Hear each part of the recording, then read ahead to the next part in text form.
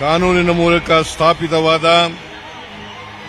ಭಾರತದ ಸಂವಿಧಾನದ ವಿಷಯದಲ್ಲಿ ನಿಜವಾದ ಶ್ರದ್ಧೆ ಮತ್ತು ನಿಷ್ಠೆಯನ್ನು ಹೊಂದಿರುತ್ತೇನೆಂದು ನಾನು ಭಾರತದ ಸಾರ್ವಭೌಮತ್ವವನ್ನು ಮತ್ತು ಅಖಂಡತೆಯನ್ನು ಎತ್ತಿ ಹಿಡಿಯುತ್ತೇನೆಂದು ಮತ್ತು ಕರ್ನಾಟಕ ರಾಜ್ಯದ ಮುಖ್ಯಮಂತ್ರಿಯಾಗಿ ನನ್ನ ಕರ್ತವ್ಯಗಳನ್ನು ಶ್ರದ್ಧಾಪೂರ್ವಕವಾಗಿ ಮತ್ತು ಅಂತಃಕರಣಪೂರ್ವಕವಾಗಿ ನಿರ್ವಹಿಸುತ್ತೇನೆಂದು ಭಯ ಅಥವಾ ಪಕ್ಷಪಾತವಿಲ್ಲದೆ ರಾಗದ್ವೇಷವಿಲ್ಲದೆ ಎಲ್ಲ ಬಗೆಯ ಜನರಿಗೆ ಸಂವಿಧಾನಕ್ಕೆ ಮತ್ತು ಕಾನೂನಿಗೆ ಅನುಸಾರವಾಗಿ ನ್ಯಾಯವಾದುದನ್ನೇ ಮಾಡುತ್ತೇನೆಂದು ದೇವರ ಹೆಸರಿನಲ್ಲಿ ಪ್ರಮಾಣ ಮಾಡುತ್ತೇನೆ.